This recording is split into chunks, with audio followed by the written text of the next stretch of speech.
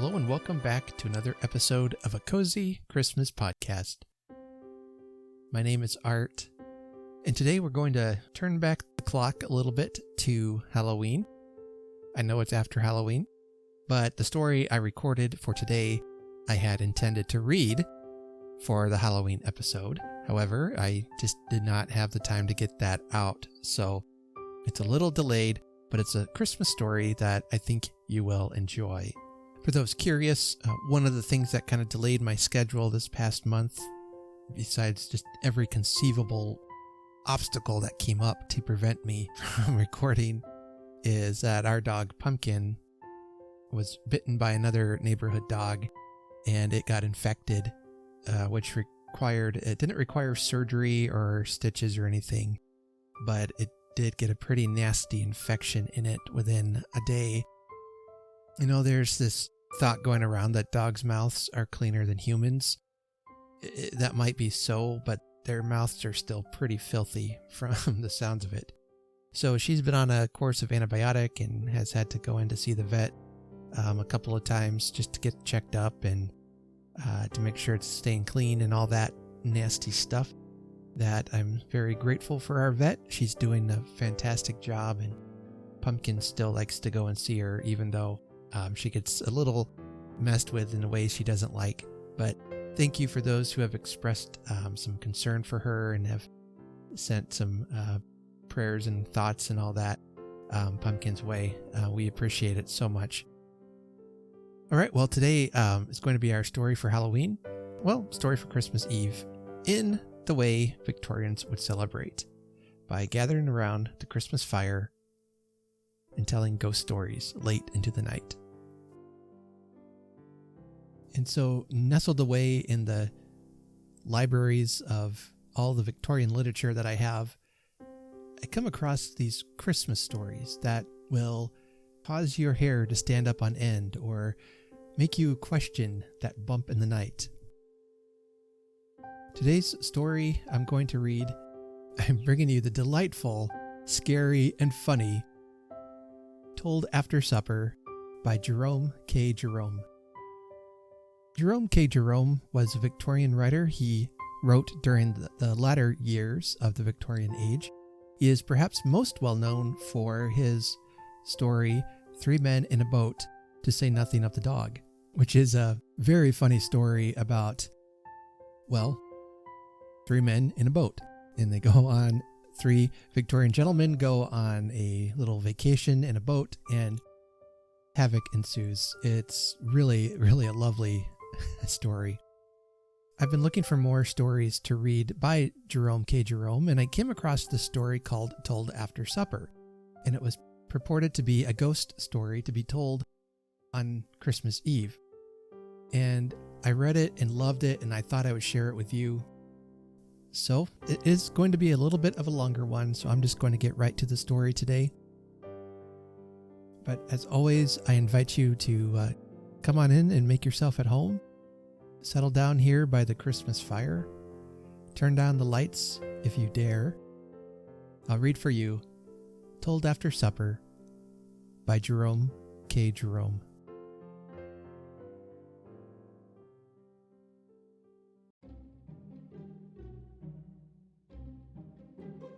Introductory. It was Christmas Eve. I begin this way because it is the proper, orthodox, respectable way to begin, and I have been brought up in a proper, orthodox, respectable way, and taught to always do the proper, orthodox, respectable thing, and the habit clings to me. Of course, as a mere matter of information, it is quite unnecessary to mention the date at all. The experienced reader knows it was Christmas Eve without my telling him.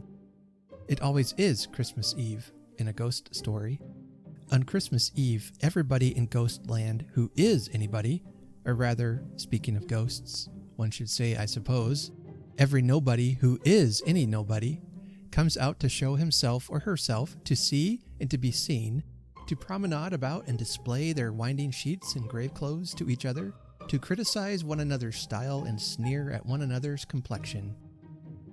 Christmas Eve parade, as I expect they themselves term it, is a function, doubtless, eagerly prepared for and looked forward to throughout Ghostland, especially the swagger set, such as the murdered barons, the crime-stained countesses, and the earls who come over with the conqueror and assassinated their relatives and died raving mad. Hollow moans and fiendish grins are, one may be sure, energetically practiced up. Blood-curdling shrieks and marrow-freezing gestures are probably rehearsed for weeks beforehand. Rusty chains and gory daggers are overhauled and put into good working order, and sheets and shrouds laid carefully by from the previous year's show are taken down and shaken out and mended and aired. Oh, it is a stirring night in Ghostland, the night of December the 24th. Ghosts never come out on Christmas night itself, you may have noticed. Christmas Eve, we suspect, has been too much for them. They are not used to excitement. For about a week after Christmas Eve, the gentlemen ghosts, no doubt, feel as if they were all head and go about making solemn resolutions to themselves that they will stop in next Christmas Eve, while lady specters are contradictory and snappish and liable to burst into tears and leave the room hurriedly on being spoken to for no perceptible cause whatever. Ghosts with no position to maintain, mere middle-class ghosts, occasionally, I believe, do a little haunting on off nights, on All Hallows Eve and at Midsummer, and some will even run up for a mere local event to celebrate, for instance, the anniversary of the hanging of somebody's grandfather, or to prophesy a misfortune. He does love prophesying a misfortune, does the average British ghost. Send him out to prognosticate trouble to somebody and he is happy. Let him force his way into a peaceful home and turn the whole house upside down by foretelling a funeral or predicting a bankruptcy or hinting at a coming disgrace or some other terrible disaster about which nobody in their senses want to know sooner they could possibly help, and the prior knowledge of which can serve no useful purpose whatsoever, and he feels that he is combining duty with pleasure. He would never forgive himself if anybody in his family had a trouble and he had not been there for a couple of months beforehand, doing silly tricks on the lawn, or balancing himself on somebody's bed rail. Then there are, besides the very young, or very conscientious ghosts with a lost will or an undiscovered number weighing heavy on their minds, who will haunt steadily all the year round, and also the fussy ghost, who is indignant at having been buried in the dustbin or in the village pond, and who never gives the parish a single night's quiet until somebody has paid for a first-class funeral for him. But these are the exceptions. As I have said, the average Orthodox ghost does one turn a year on Christmas Eve and is satisfied. Why on Christmas Eve, of all nights in the year, I never could myself understand. It is invariably one of the most dismal of nights to be out in. Cold, muddy, and wet. And besides, at Christmas time, everybody has quite enough to put up with in the way of a house full of living relations, without wanting the ghosts of any dead ones mooning about the place, I am sure. There must be something ghostly in the air of Christmas, something about the close, muggy atmosphere that draws up the ghosts, like the dampness of the summer rains brings out the frogs and snails. And not only do the ghosts themselves always walk on Christmas Eve, but live people always sit and talk about them on Christmas Eve. Whenever 5 or 6 English-speaking people meet round a fire on Christmas Eve, they start telling each other ghost stories. Nothing satisfies us on Christmas Eve but to hear each other tell authentic anecdotes about specters. It is a genial festive season, and we love to muse upon graves and dead bodies and murders and blood.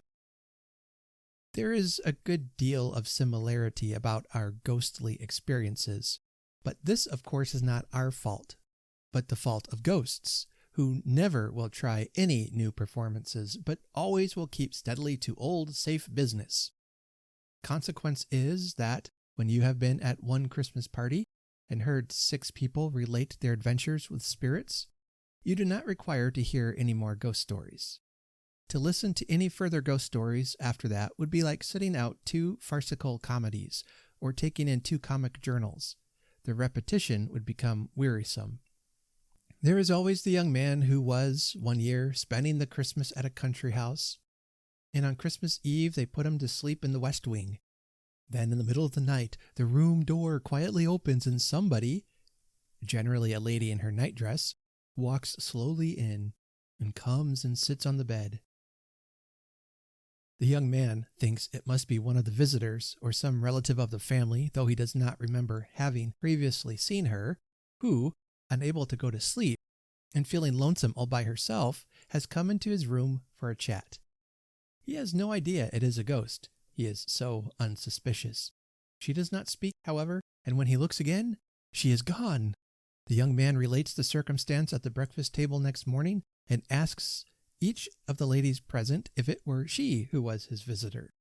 But they all assure him that it was not, and the host, who has grown deadly pale, begs him to say no more about the matter, which strikes the young man as a singularly strange request. After breakfast, the host takes the young man into a corner and explains to him that what he saw was the ghost of a lady who had been murdered in that very bed, or who had murdered somebody else there. It does not really matter which. You can be a ghost by murdering somebody else, or by being murdered yourself, whichever you prefer. The murdered ghost is, perhaps, the more popular, but on the other hand, you can frighten people better if you are the murdered one, because then you can show your wounds and do groans. Then there is the skeptical guest. It is always the guest who gets let in for this sort of thing, by the by. A ghost never thinks much of his own family.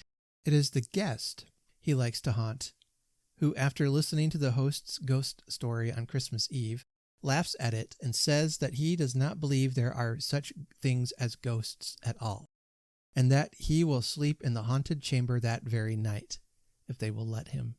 Everybody urges him not to be reckless, but he persists in his foolhardiness and goes up to the yellow chamber, or whatever color the haunted room may be, with a light heart and a candle, and wishes them all good night and shuts the door. Next morning he has got snow-white hair. He does not tell anybody what he has seen. It is too awful. There is also the plucky guest who sees a ghost and knows it is a ghost and watches it, and as it comes into the room and disappears through the wainscot, after which, as the ghost does not seem to be coming back, and there is nothing, consequently, to be gained by stopping awake, he goes to sleep. He does not mention having seen the ghost to anybody for fear of frightening them. Some people are so nervous about ghosts, but determines to wait for the next night and see if the apparition appears again.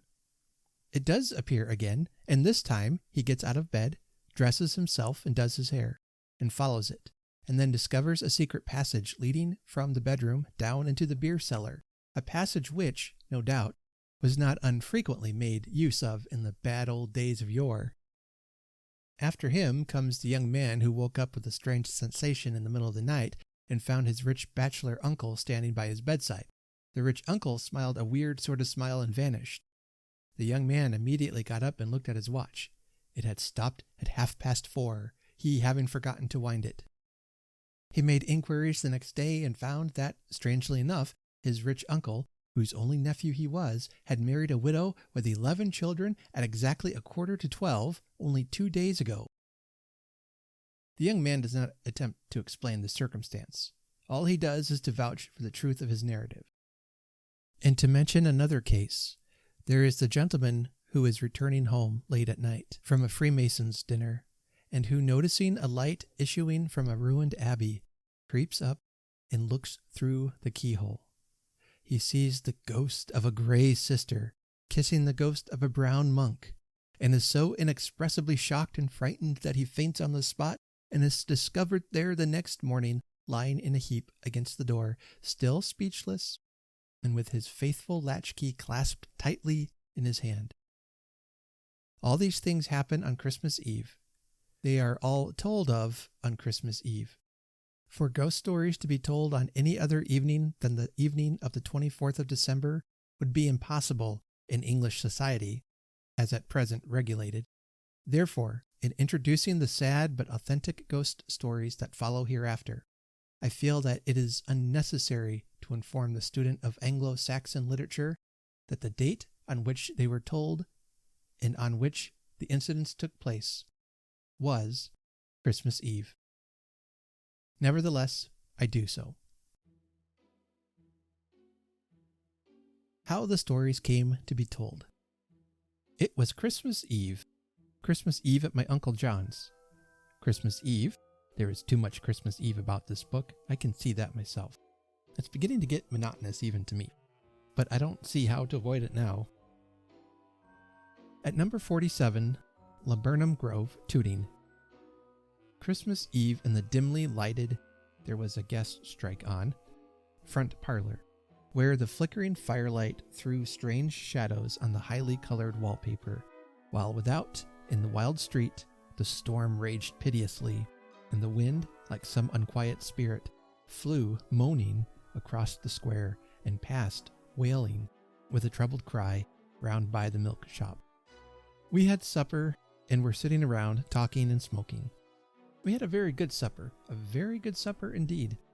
Unpleasantness has occurred since in our family in connection with this party. Rumors have been put about in our family concerning the matter generally, more particularly concerning my own share in it, and remarks have been passed which have not so much surprised me, because I know what our family are, but which have pained me very much. As for my Aunt Maria, I do not know when I shall care to see her again. I should have thought Aunt Maria might have known me better. But although injustice, gross injustice, as I shall explain later on, has been done to myself, that shall not deter me from doing justice to others, even to those who have made unfeeling insinuations. I will do justice to Aunt Maria's hot veal pasties and toasted lobsters, followed by her own special make of cheesecakes. Warm, there is no sense to my thinking in cold cheesecakes, you lose half the flavor, and washed down by Uncle John's own particular old ale, and acknowledged that they were most tasty. I did justice to them then. Aunt Maria herself cannot but admit that. After supper, Uncle brewed some whiskey punch. I did justice to that also. Uncle John himself said so. He said he was glad to notice that I liked it. Aunt went to bed soon after supper, leaving the local curate, old Dr. Scrubbles, Mr. Samuel Coombe, our member of the county council, Teddy Biffles, and myself to keep Uncle company. We agreed that it was too early to give in for some time yet, so Uncle brewed another bowl of punch, and I think we all did justice to that. At least I know I did. It is a passion with me, is the desire to do justice. We sat up for a long while, and the doctor brewed some gin punch later on, for a change, though I could not taste much difference myself. But it was all good, and we were very happy. Everybody was so kind. Uncle John told us a very funny story in the course of the evening. Oh, it was a funny story. I forget what it was about now, but I know it amused me very much at the time. I do not think I ever laughed so much in all my life. It is strange that I cannot recollect that story too, because he told it us 4 times, and it was entirely our own fault that he did not tell it us a 5th. After that, the doctor sang a very clever song, in the course of which he imitated all the different animals in a farmyard. He did mix them a bit. He brayed for the bantam cock and crowed for the pig, but we knew what he meant all right. I started relating a most interesting anecdote, but was somewhat surprised to observe, as I went on, that nobody was paying the slightest attention to me whatever. I thought this rather rude of them at first, until it dawned upon me that I was talking to myself all that time, instead of out loud, so that, of course, they did not know that I was telling them a tale at all, and were probably puzzled to understand the meaning of my animated expression and eloquent gestures. It was a most curious mistake for anyone to make. I never knew such a thing happened to me before. Later on, our curate did tricks with cards. He asked us if we had ever seen a game called the 3-card trick. He said it was an artifice by means of which low, unscrupulous men, frequenters of race meetings and such like haunts, swindled foolish young fellows out of their money. He said it was a very simple trick to do. It all depended on the quickness of the hand. It was the quickness of the hand deceived the eye. He said he would show us the imposture so that we might be warned against it, and not be taken in by it, and he fetched Uncle's pack of cards from the tea caddy, and selecting 3 cards from the pack, 2 plain cards and 1 picture card, sat down on the hearth rug and explained to us what he was going to do. He said, "Now I shall take these 3 cards in my hand, so, and let you see them, and then I shall quietly lay them down on the rug with the backs uppermost and ask you to pick out the picture card, and you'll think you know which one it is." And he did it. Old Mr. Coombe, who is also one of our church wardens, said it was the middle card. "You fancy you saw it," said our curate, smiling. "I don't fancy anything at all about it," replied Mr. Coombe. "I tell you it's the middle card. I'll bet you $50 it's the middle card." "There you are. That's just what I was explaining to you," said our curate, turning to the rest of us. "That's the way these foolish young fellows that I was speaking of are lured on to lose their money. They make sure they know the card, they fancy they saw it, they don't grasp the idea that it is the quickness of the hand that has deceived their eye." He said he had known young men go off to a boat race or a cricket match with pounds in their pocket and come home early in the afternoon stone broke, having lost all their money at this demoralizing game. He said he should take Mr. Coombe's half-crown because it would teach Mr. Coombe a very useful lesson and probably be the means of saving Mr. Coombe's money in the future. And he should give the 2 and 6 pence to the blanket fund. "Don't you worry about that," retorted old Mr. Coombe. "Don't you take the half-crown out of the blanket fund, that's all." And he put his money on the middle card and turned it up. Sure enough, it really was the Queen. We were all very much surprised, especially the curate. He said that it did sometimes happen that way, though, that a man did sometimes lay on the right card by accident. Our curate said it was, however, the most unfortunate thing a man could do for himself, if he only knew it, because when a man tried and won, it gave him a taste for the so-called sport, and it lured him on into risking again and again, until he had to retire from the contest a broken and ruined man. Then he did the trick again. Mr. Coombe said it was the card next the coal scuttle this time and wanted to put 5 shillings on it. We laughed at him and tried to persuade him against it. He would listen to no advice, however, but insisted on plunging. Our curate said very well then, he had warned him, and that was all he could do. If he, Mr. Coombe, was determined to make a fool of himself, he, Mr. Coombe, must do so. Our curate said he should take the 5 shillings, and that would put things right again with the blanket fund. So Mr. Coombe put 2 half-crowns on the card next the coal scuttle and turned it up. Sure enough, it was the Queen again. After that, Uncle John had a florin on, and he won. And then we all played at it, and we all won. All except the curate, that is. He had a very bad quarter of an hour. I never knew a man have such hard luck at cards. He lost every time. We had some more punch after that, and Uncle made such a funny mistake in brewing it. He left out the whiskey. Oh, we did laugh at him, and we made him put in double quantity afterwards as a forfeit. Oh, we did have such fun that evening. And then somehow or other we must have got on to ghosts, because the next recollection I have is that we were telling ghost stories to each other. Teddy Biffle's story. Teddy Biffle told the first story. I will let him repeat it here in his own words. Do not ask me how it is that I recollect his own exact words, whether I took them down in shorthand at the time, or whether he had the story written out and handed me the manuscript afterwards for publication in this book, because I should not tell you if he did. It is a trade secret. Biffle called his story Johnson and Emily, or The Faithful Ghost, Teddy Biffle's Story. I was little more than a lad when I first met with Johnson. I was home for the Christmas holidays, and it being Christmas Eve, I had been allowed to sit up very late. On opening the door of my little bedroom to go in, I found myself face to face with Johnson, who was coming out.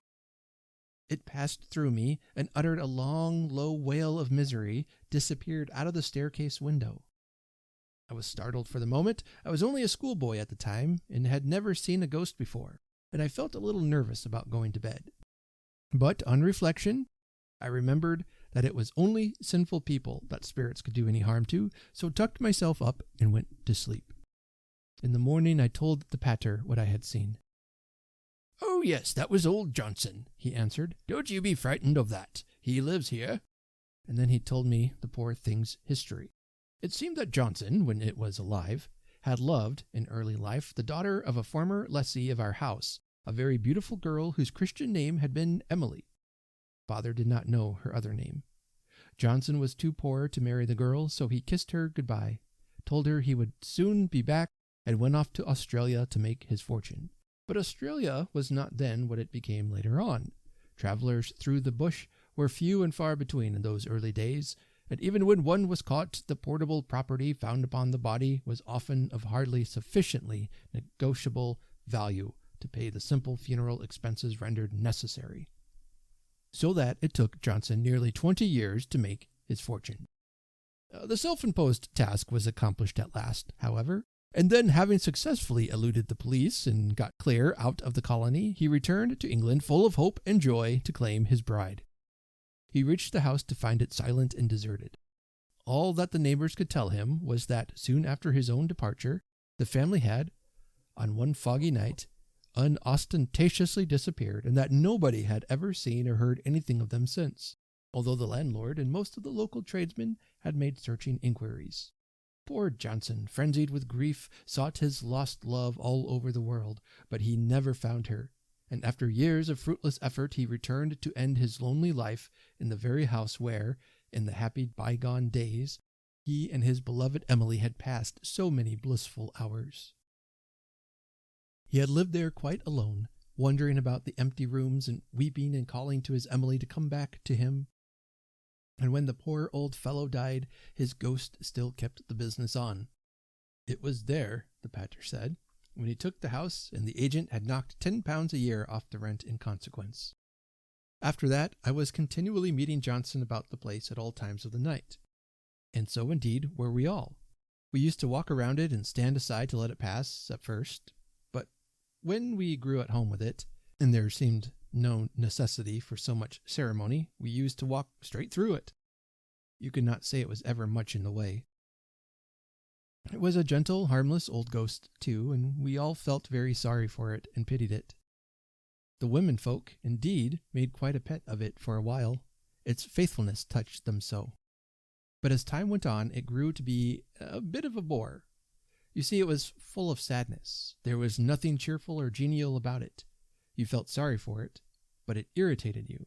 It would sit on the stairs and cry for hours at a stretch, and whenever we woke up in the night, one was sure to hear it pottering about the passages and in and out of the different rooms, moaning and sighing, so that we could not get to sleep again very easily.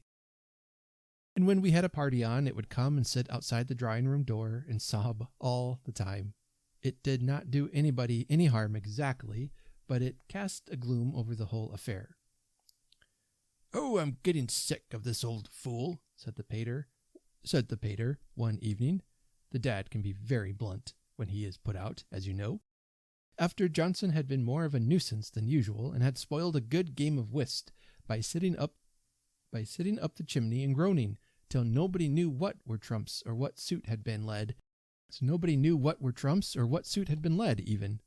"We shall have to get rid of him, somehow or other. I wish I knew how to do it." "Well," said the mater, "depend upon it, you'll never see the last of him until he's found Emily's grave. That's what he's after. You find Emily's grave and put him onto that, and he'll stop there. That's the only thing to do, you mark my words." The idea seemed reasonable, but the difficulty in the way was that we none of us knew where Emily's grave was any more than the ghost of Johnson himself did. The governor suggested palming off some other Emily's grave upon the poor thing, but as luck would have it, there did not seem to have been an Emily of any sort buried anywhere for miles round. I never came across a neighborhood so utterly destitute of dead Emilys.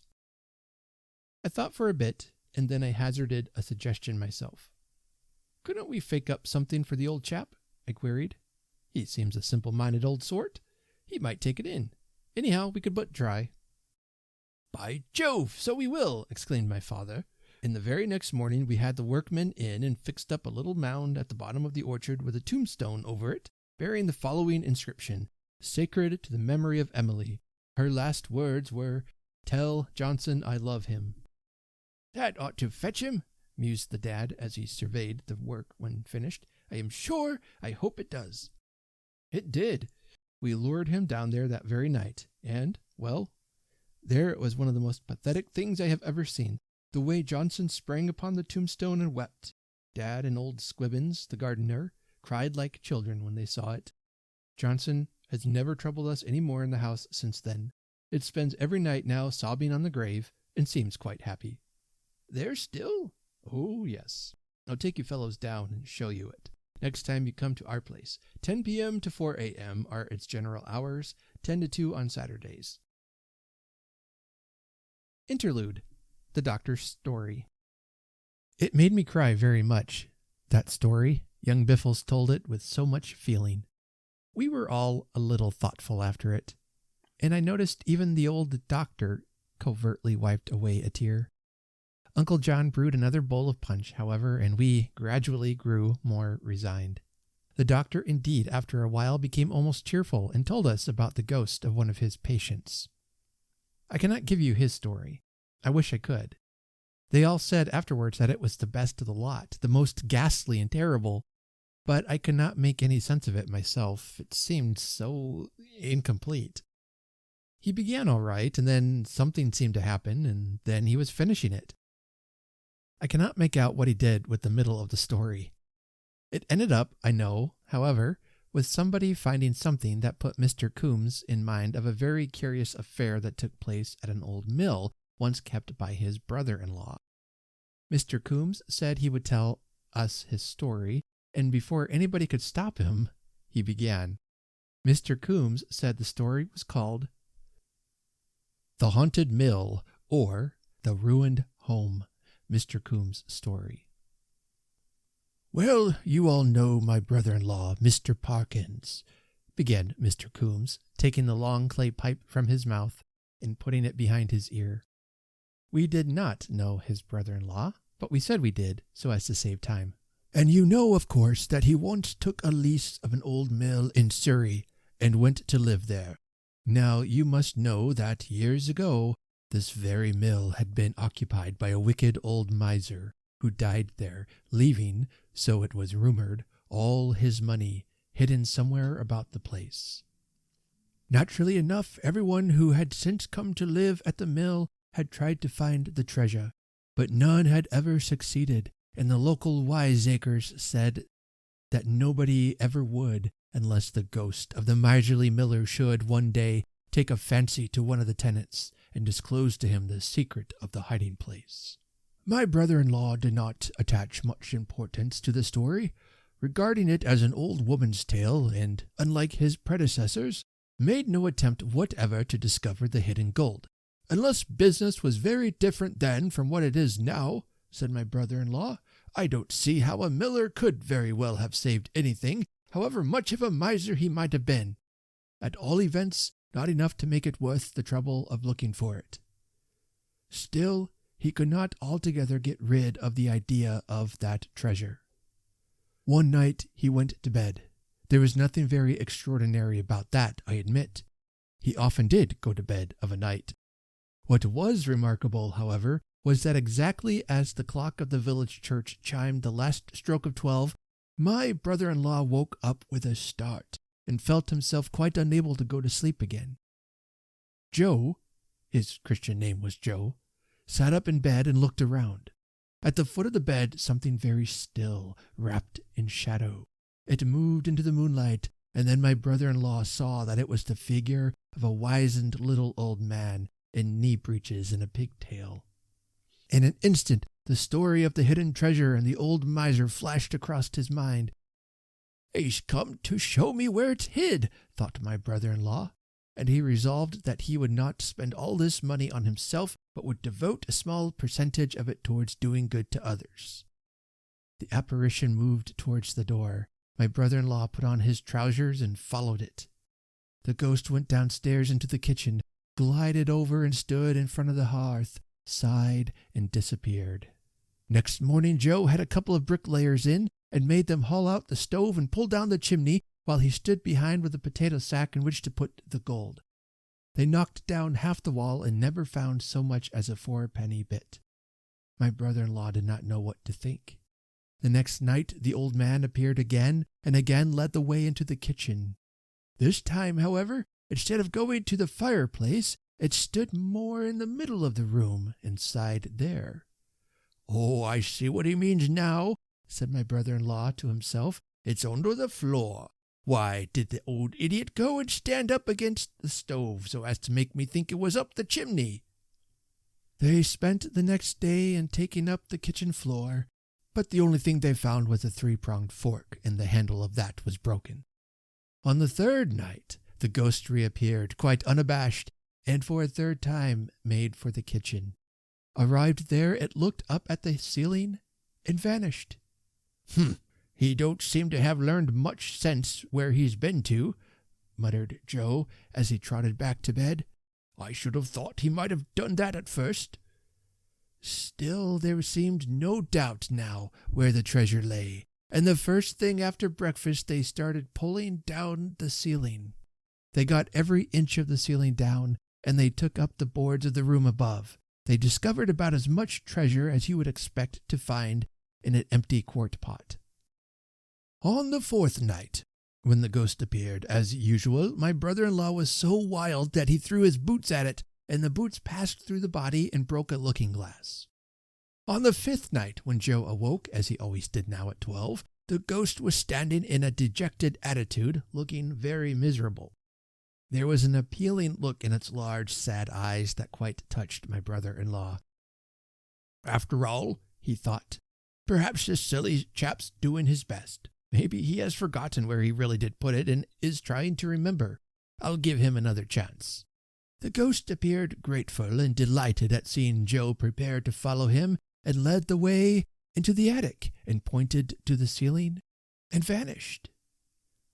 "Well, he's hit it this time, I do hope," said my brother-in-law, and next day they set to work to take the roof off the place. It took them 3 days to get the roof thoroughly off, and all they found was a bird's nest, after securing which they covered up the house with tarpaulins to keep it dry.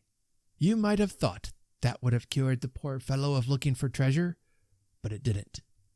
He said there must be something in it all, or the ghost would never keep on coming as it did, and that having gone so far he would go on to the end and solve the mystery, cost what it might. Night after night he would get out of his bed and follow that spectral old fraud about the house. Each night the old man would indicate a different place, and on each following day my brother-in-law would proceed to break up the mill at the point indicated, and look for the treasure. At the end of 3 weeks there was not a room in the mill fit to live in. Every wall had been pulled down, every floor had been taken up, every ceiling had a hole knocked in it, and then as suddenly as they had begun, the ghost's visits ceased, and my brother-in-law was left in peace to rebuild the place at his leisure. What induced the old image to play such a silly trick upon a family man and a ratepayer? That's just what I cannot tell you. Some said that the ghost of the wicked old man had done it to punish my brother-in-law for not believing in him at first, while others held that the apparition was probably that of some deceased local plumber and glazier, who would naturally take an interest in seeing a house knocked about and spoilt. But nobody knew anything for certain. Interlude. We had some more punch, and then the curate told us a story. I could not make head or tail of the curate's story, so I cannot retell it to you. We none of us could make head or tail of that story. It was a good story enough, so far as material went. There seemed to be an enormous amount of plot and enough incident to have made a dozen novels. I never before heard a story containing so much incident, nor one dealing with so many varied characters. I should say that every human being our curate had ever known or met or heard of was brought into that story. There were simply hundreds of them. Every 5 seconds he would introduce into the tale a completely fresh collection of characters accompanied by a brand new set of incidents. This was the sort of story it was. Well, then my uncle went into the garden and got his gun, but of course it wasn't there, and Scroggins said he didn't believe it. Didn't believe what? Who's Scroggins? Scroggins. Oh, why, he was the other man, it was his wife. What was his wife? What's she got to do with it? Why, she's what I'm telling you. It was she that found the hat. She'd come up with her cousin to London. Her cousin was my sister-in-law, and the other niece had married a man named Evans, and Evans, after it was all over, had taken the box round to Mr. Jacobs's, because Jacob's father had seen the man when he was alive, and when he was dead, Joseph— Look here, never you mind Evans in the box. What's become of your uncle and the gun? The gun? What gun? Why, the gun that your uncle used to keep in the garden that wasn't there. What did he do with it? Did he kill any of these people with it? These Jacobses and Evanses and Scrogginses and Josephses? Because if so, it was a good and useful work, and we should enjoy hearing about it. No, oh no, how could he? He had been built up alive in the wall, And when Edward IV spoke to the abbot about it, my sister said that in her then state of health, she could not and would not, as it was endangering the child's life. So they christened it Horatio, after her own son, who had been killed at Waterloo before he was born. And Lord Napier himself said, Look here, do you know what you are talking about? We asked him at this point. He said no, but he knew it was every word of it true, because his aunt had seen it herself. Whereupon we covered him over with a tablecloth, and he went to sleep. And then Uncle told us a story. Uncle said his was a real story. The Ghost of the Blue Chamber. My uncle's story. I don't want to make you fellows nervous, began my uncle in a peculiarly impressive, not to say blood-curdling tone of voice. And if you would rather that I did not mention it, I won't. But, as a matter of fact, this very house in which we are now sitting is haunted. You don't say that, exclaimed Mr. Coombe. What's the use of your saying I don't say it when I have just said it? Retorted my uncle somewhat pettishly.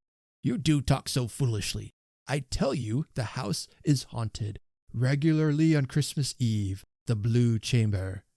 They call the room next to the nursery the Blue Chamber at my uncle's, most of the toilet service being of that shade, is haunted by the ghost of a sinful man. A man who once killed a Christmas waite with a lump of coal. How did he do it? Asked Mr. Coombe with eager anxiousness. Was it difficult? I do not know how he did it, replied my uncle. He did not explain the process. The waite had taken up a position just inside the front gate and was singing a ballad. It is presumed that, when he opened his mouth, or B flat, the lump of coal was thrown by the sinful man from one of the windows, and that it went down the waite's throat and choked him. You want to be a good shot, but it is certainly worth trying, murmured Mr. Coombe thoughtfully. But that was not his only crime, alas, added my uncle. Prior to that, he had killed a solo cornet player. No, is that really a fact? Exclaimed Mr. Coombe. Of course it's a fact, answered my uncle testily. At all events, as much a fact as you can expect to get in a case of this sort. How very captious you are this evening. The circumstantial evidence was overwhelming. The poor fellow, the cornet player, had been in the neighborhood barely a month. Old Mr. Bishop, who kept the Jolly Sand Boys at the time, and from whom I had the story, said he had never known a more hard-working and energetic solo cornet player. He, the cornet player, only knew 2 tunes, but Mr. Bishop said that the man could not have played with more vigor or for more hours in a day if he had known 40.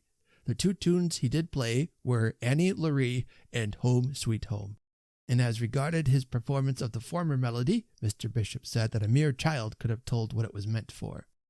This musician, this poor friendless artist, used to come regularly and play in the street just opposite for 2 hours every evening. One evening he was seen, evidently in response to an invitation, going into this very house, but was never seen coming out of it. Did the townsfolk try offering any reward for his recovery? Asked Mr. Coombe. Not a halfpenny, replied my uncle. Another summer, continued my uncle, "a German band visited here, intending, so they announced on their arrival, to stay till the autumn. On the second day from their arrival, the whole company, as fine and healthy a body of men as one could wish to see, were invited to dinner by this sinful man, and after spending the whole of the next 24 hours in bed, left the town, a broken and dyspeptic crew, the parish doctor who had attended them giving it as his opinion that it was doubtful if they would, any of them, be fit to play an air again." You don't know the recipe, do you?" asked Mr. Coombe. "Unfortunately, I do not," replied my uncle, "but the chief ingredient was said to have been railway refreshment room pork pie." "I forget the man's other crimes," my uncle went on. "I used to know them all at one time, but my memory is not what it was. I do not, however, believe I am doing his memory an injustice in believing that he was not entirely unconnected with the death and subsequent burial of a gentleman who used to play the hop with his toes, and that neither was he altogether unresponsible for the lonely grave of an unknown stranger who had once visited the neighborhood, an Italian peasant lad, a performer upon the barrel organ." "Every Christmas Eve," said my uncle, cleaving with low, impressive tones the strange, odd silence that, like a shadow, seemed to have slowly stolen into and settled down upon the room. "The ghost of this sinful man haunts the Blue Chamber in this very house. There from midnight until cock-crow, amid wild muffled shrieks and groans and mocking laughter, the ghostly sound of horrid blows, it does fierce phantom fight with the spirits of the solo cornet player, and the murdered wait, assisted at intervals by the shades of the German band, while the ghost of the strangled harpist plays mad ghostly melodies with ghostly toes on the ghost of a broken harp." Uncle said the Blue Chamber was comparatively useless as a sleeping apartment on Christmas Eve. "Hark!" said Uncle, raising a warning hand towards the ceiling, while we held our breath and listened. "Hark! I believe they are at it now, in the Blue Chamber." The Blue Chamber. I rose up and said that I would sleep in the Blue Chamber. Before I tell you my own story, however, the story of what happened in the Blue Chamber, I would wish to preface it with a personal explanation. I feel a good deal of hesitation about telling you this story of my own. You see, it is not a story like the other stories that I have been telling you, or rather that Teddy Biffles, Mr. Coombe, and my uncle have been telling you. It is a true story. It is not a story told by a person sitting round a fire on Christmas Eve drinking whiskey punch. It is a record of events that actually happened. Indeed, it is not a story at all in the commonly accepted meaning of the word. It is a report. It is, I feel, almost out of place in a book of this kind. It is more suitable to a biography or an English history. There is another thing that makes it difficult for me to tell you this story, and that is that it is all about myself. In telling you this story, I shall have to keep on talking about myself, and talking about ourselves is what we modern-day authors have a strong objection to doing. If we literary men of the new school have one praiseworthy yearning more ever present to our minds than another, it is the yearning never to appear in the slightest degree egotistical. I myself, so I am told, carry this coyness, this shrinking reticence concerning anything connected with my own personality, almost too far, and people grumble at me because of it. People come to me and say, "Well now, why don't you talk about yourself a bit? That's what we want to read about. Tell us something about yourself." But I have always replied, no. It is not that I do not think the subject an interesting one. I cannot myself conceive of any topic more likely to prove fascinating to the world as a whole, or at all events to the cultured portion of it. But I will not do it on principle. It is inartistic, and it sets a bad example to the younger men. Other writers, a few of them, do it, I know, but I will not as a rule. Under ordinary circumstances, therefore, I should not tell you the story at all.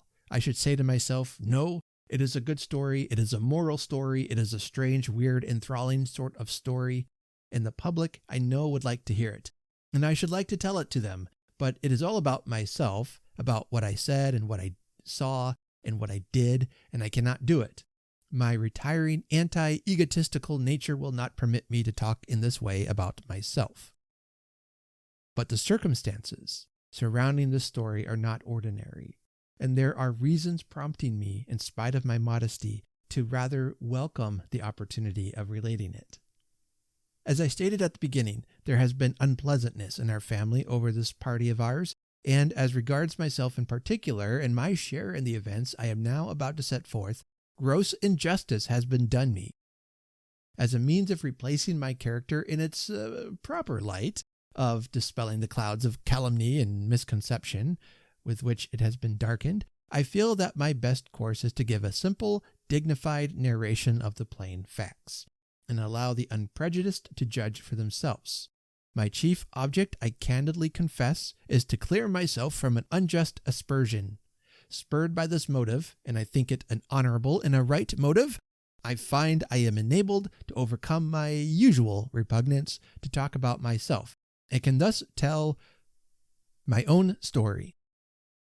As soon as my uncle had finished his story, I, as I have already told you, rose up and said that I would sleep in the Blue Chamber that very night. "Never!" cried my uncle, springing up. "You shall not put yourself in this deadly peril. Besides, the bed is not made." "Never mind the bed," I replied. "I have lived in furnished apartments for gentlemen, and have been accustomed to sleep on beds that have never been made from one year's end to the other. Do not thwart me in my resolve.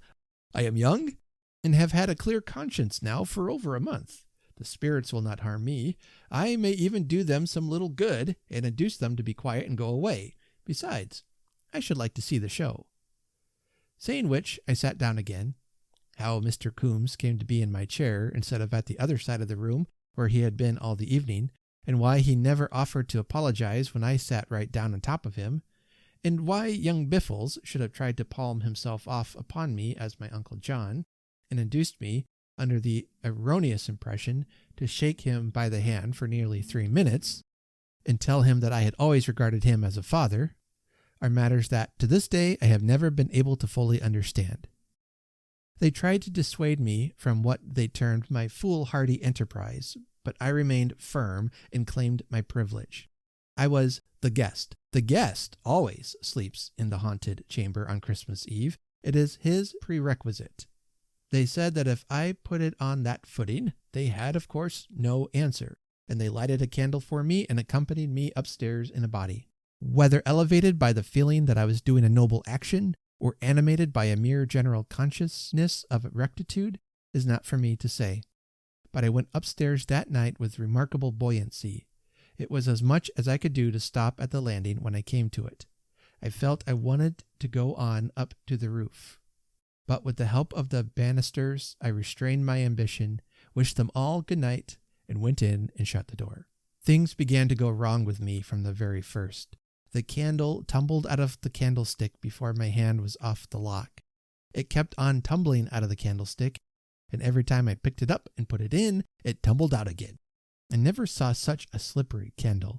I gave up attempting to use the candlestick at last, and carried the candle about in my hand, and even then it would not keep upright. So I got wild and threw it out of a window, and undressed and went to bed in the dark. I did not go to sleep. I did not feel sleepy at all. I lay on my back looking up at the ceiling and thinking of things. I wish I could remember some of the ideas that came to me as I lay there, because they were so amusing. I laughed at them myself till the bed shook. I had been lying like this for half an hour or so, and had forgotten all about the ghost, when, on casually casting my eyes round the room, I noticed for the first time a singularly contented-looking phantom sitting in the easy chair by the fire, smoking the ghost of a long clay pipe. I fancied for the moment, as most people would under similar circumstances, that I must be dreaming. I sat up and rubbed my eyes. No, it was a ghost, clear enough. I could see the back of the chair through his body. He looked over towards me, took the shadowy pipe from his lips, and nodded. The most surprising part of the whole thing to me was that I did not feel in the least alarmed. If anything, I was rather pleased to see him. It was company.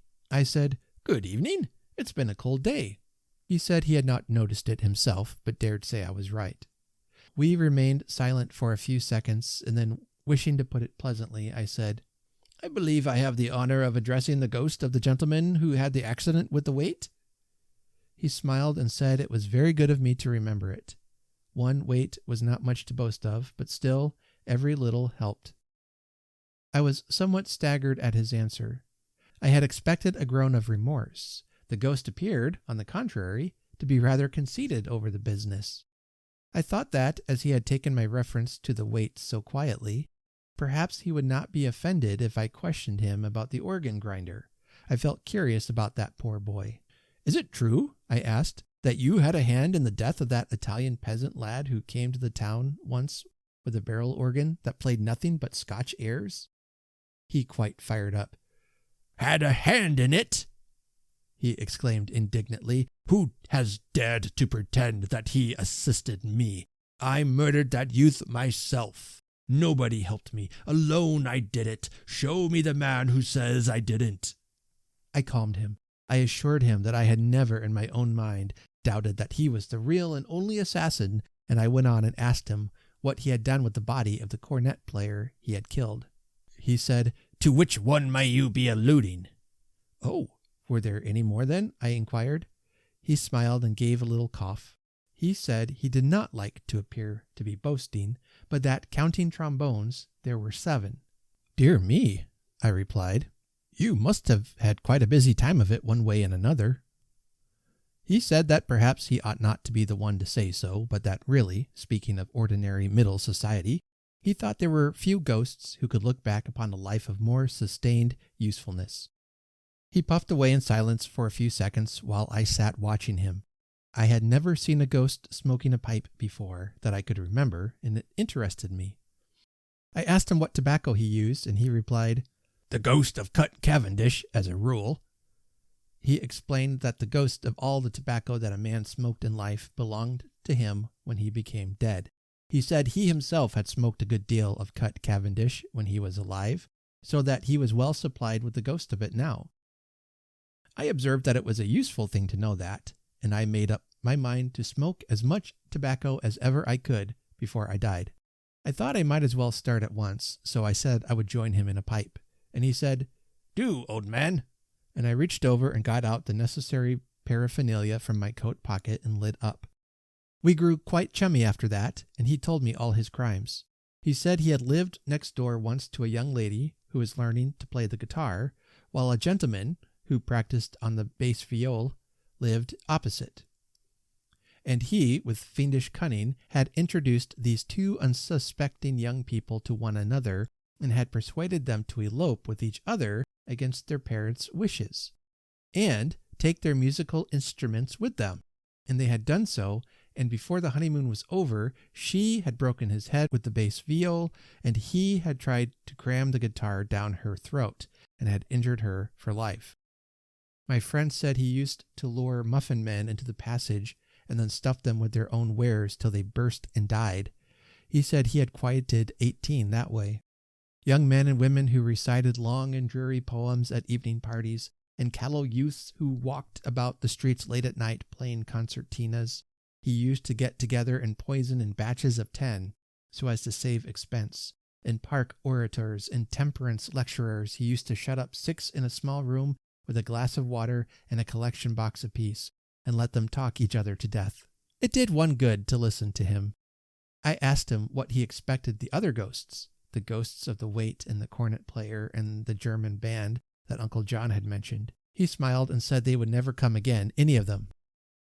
I said, "Why, isn't it true then, that they meet you here every Christmas Eve for a row?" He replied that it was true. Every Christmas Eve for 25 years had he and they fought in that room, but they would never trouble him nor anybody else again.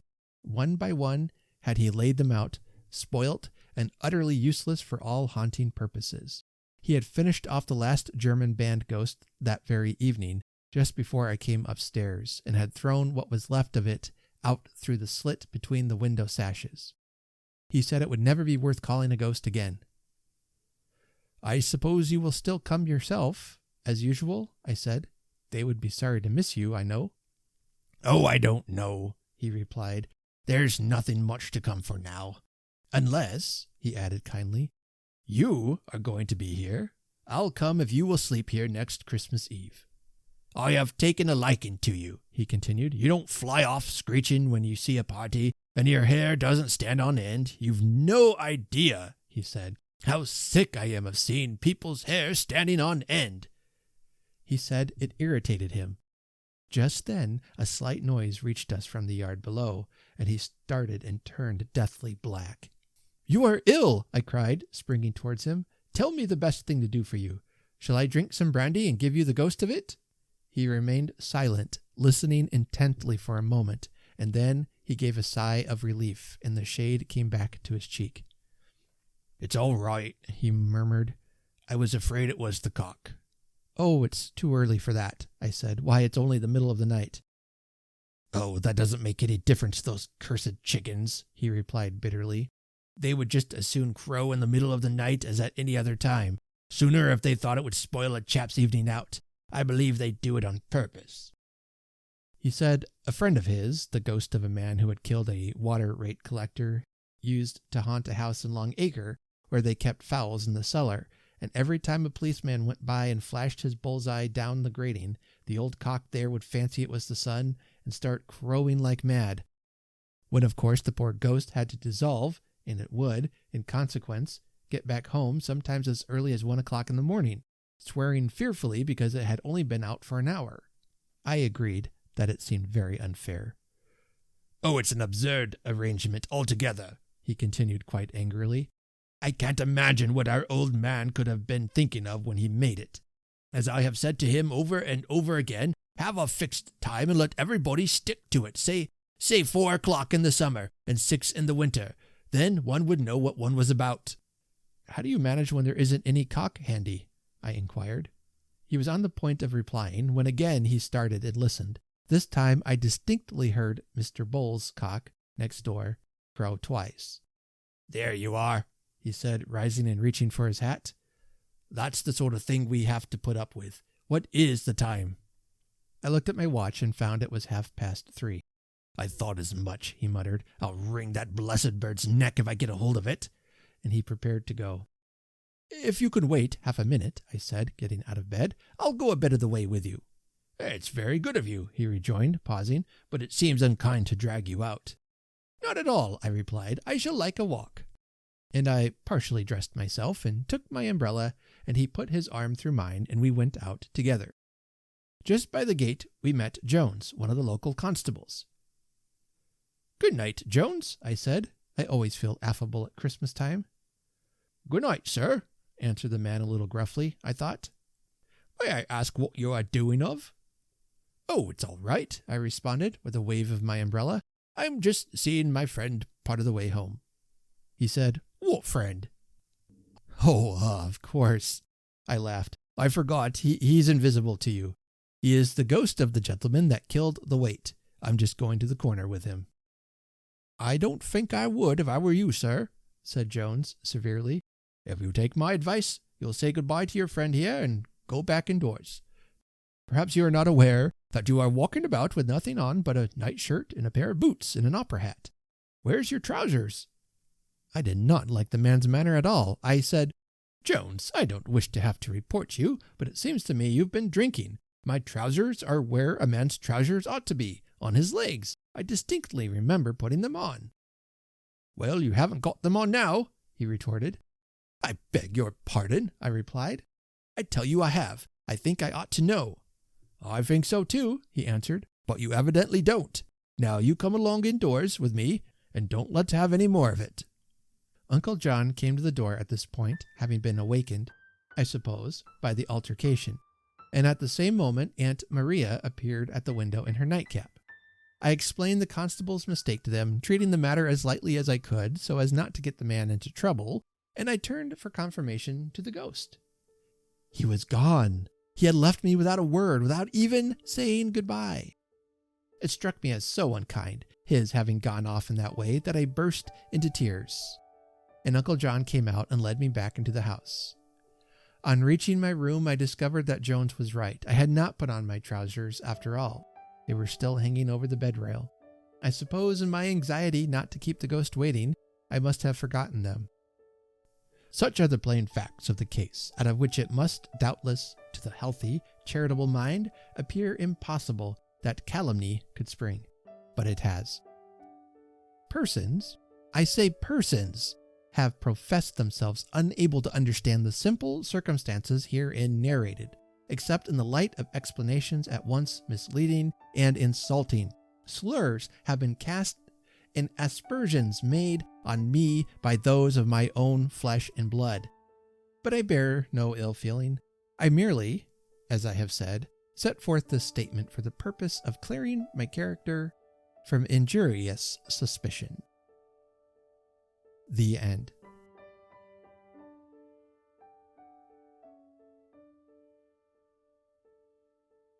I hope you enjoyed today's story. That was Told After Supper, Ghost Stories for Christmas Eve by Jerome K. Jerome. When I first read the story, I did not think about the fact that these men were staying up late, drinking copious amounts of alcohol while telling stories. And so the ending of this delightful story, you find out that the main character, the narrator, is telling it all to help explain the fact as to why he was found wandering out in the middle of the night, talking about ghosts, wearing only a nightshirt and no pants.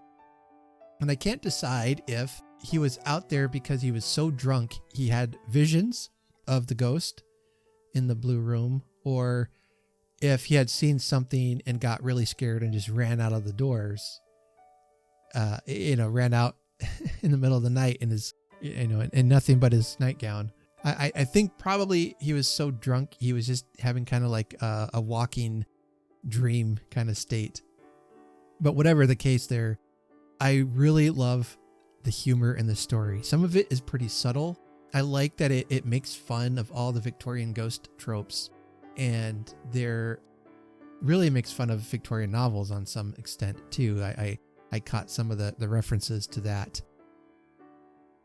In case you were wondering, Christmas Waits were, and that's spelled W-A-I-T-S, they were bands of street musicians who formed during the holiday season to play carols around their community in hopes of raising money. They would play their instruments through the town at night and play under people's windows, and you could give them money.